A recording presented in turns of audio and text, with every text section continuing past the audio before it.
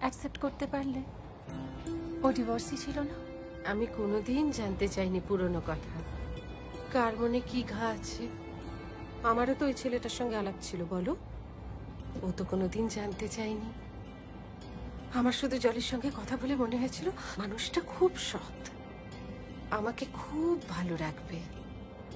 আমি মনে করি তুমি যাকে ভালোবাসো তার সবটা নিয়ে বাসবে, তার ভালোটাকে ভালোবাসবে আর খারাপটাকে বাসবে না, তা তো হয় না বলো। আমি অতীতটাকেও যেমন নেব, বর্তমানটাকেও নেব, ভবিষ্যৎটাকেও ভালোবাসবো।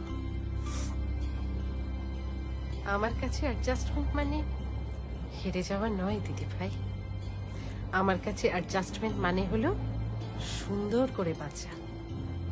তুমি কিছু দাও, জীবন তোমাকে দুগুণ করে ফিরিয়ে দেবে।